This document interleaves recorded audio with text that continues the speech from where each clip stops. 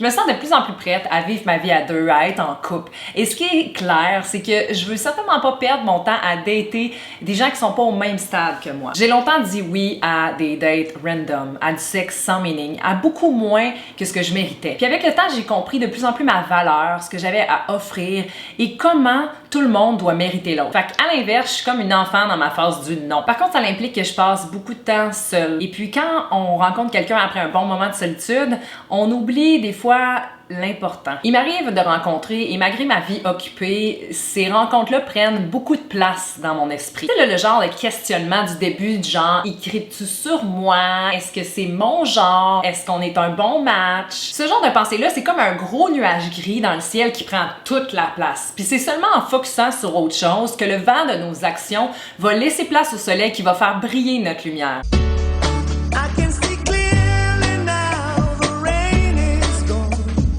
On se met à focusser sur les seules choses qu'on connaît de cette personne-là pour nous donner toutes les raisons de triper dessus. Puis il m'arrive même, personnellement, de négliger la raison du pourquoi la personne m'intéresse ou même si elle m'intéresse réellement. Bref, c'est comme si on essayait de manger une banane pas mûre. Il n'y a rien de mal à se questionner, c'est important. Mais je pense quand même que la raison et le senti devraient être simples. Il y a quelques temps, j'ai publié une quote sur Facebook que les gens ont bien aimée et qui va comme suit. Si la personne est intéressée, tu vas le savoir. Sinon, tu vas être confus. Et c'est aussi bon pour toi. Si tu es intéressé, tu vas le savoir. Et sinon, tu vas être confus. Voici des signes plus spécifiques auxquels porter attention pour éviter de perdre sa précieuse énergie ou de faire perdre celle des autres. À moins, bien sûr, de vouloir croquer dans le fruit du plaisir. Bref, voici en quoi consiste ma phase du non. Numéro 1. La personne ou toi-même sort d'une longue relation. Rebound! Numéro 2. La personne ou toi-même partage qu'elle veut explorer, profiter ou directement qu'elle ne veut pas être en couple. Numéro 3. La personne ou toi-même donne sporadiquement des nouvelles et ou sollicite l'autre toujours à la dernière minute. C'est pas ce que la personne dit qui est important, mais bien ses actions, ce qu'elle fait. Je tripe sur toi, j'ai un crush sur toi, n'est pas suivi de quand est-ce qu'on se voit la prochaine fois, est-ce qu'on se voit dimanche, question mark, flush it.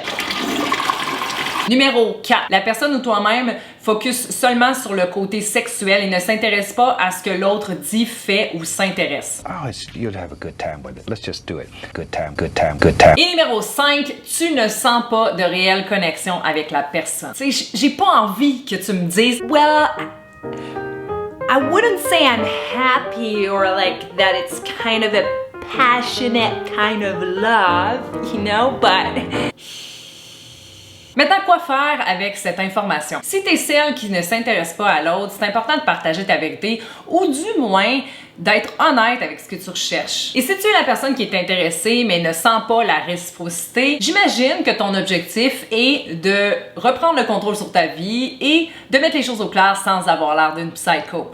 Alors voici ce que je te propose. Après avoir invité la personne une dernière fois à faire une activité, t'attends sa réponse et voici les avenues qui sont possibles en termes de réponse. Numéro 1. Il faudrait que j'arrête de dire des chiffres, là. On est rendu où, est-ce que ça fait 2 fois que je dis numéro 1 dans la même vidéo. 1.1, paragraphe 2, alinéa 5. Numéro 1. Si la personne ne répond pas, tu peux lui partager ta déception face à sa non-réponse, que tu le perçois comme un manque de respect. De cette façon, tu clôt le sujet et tu peux pas regretter de t'avoir fait ghoster sans avoir repris le contrôle sur ta vie. Et quand la personne répond parce que... oui, il y a des grandes chances qu'elle sente le besoin de se justifier. Limite ta réponse à quelque chose de clair et de court, du genre « Ok, je comprends, all good ». Pourquoi? Parce qu'elle t'a pas plus invité à faire quelque chose, elle fait juste s'excuser. Ça montre pas plus d'intérêt. Numéro 2, la personne est honnête et elle te partage comment elle se sent ou qu'elle n'est pas prête à s'investir. Wow!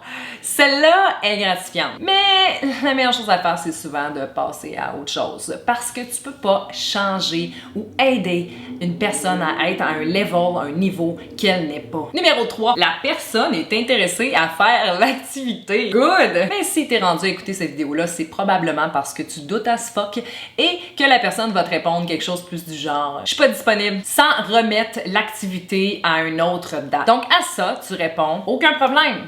T'as l'air d'une personne intéressante. Par contre, je sens que tu as des préoccupations, des choses à explorer ou encore des choses à régler, donc je n'insisterai plus davantage. Et là, je sens le besoin de décortiquer cette phrase-là avec vous rapidement parce que tout est important dedans. Aucun problème, t'es une personne super chill. T'as l'air de quelqu'un d'intéressant, mais je le sais pas, puis je te confirme pas que t'es intéressant ou que je voudrais te présenter à mes parents. Par contre, je sens que tu as des choses à régler ou encore à explorer ou d'autres préoccupations, c'est à vous de choisir le terme qui vous convient le mieux. Tu mets ça on this person parce que clairement, toi, tu étais investi assez, tu montrais de l'intérêt, mais tu ne sens pas ça de cette personne-là. Donc, sa tête est ailleurs et ça se dit, ça se partage. Donc, je n'insisterai plus davantage. Tu as d'autres shit à faire de ta vie que d'attendre que cette personne-là se décide. You are the best and you take care of yourself, girl.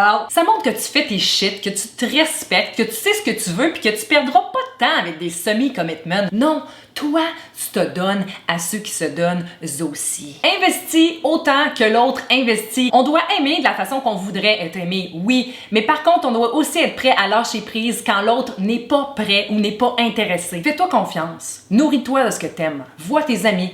Puis rappelle-toi de voir tout le portrait et non seulement le rejet ou l'idéalisation de ce qui n'est pas. Je sais pas pour vous, là, mais moi, là, ma banane, je la trouve bien meilleure quand elle est mûre. Un petit peu trop mûre. C'était Émilie Derben, j'espère que vous avez aimé. Si c'est le cas, n'oubliez pas de me faire savoir en likant, partageant vos expériences de date. J'adore ça! Let's help each other, you know! Les vidéos sont disponibles à chaque jeudi. On se revoit la semaine prochaine. Namaste, guys!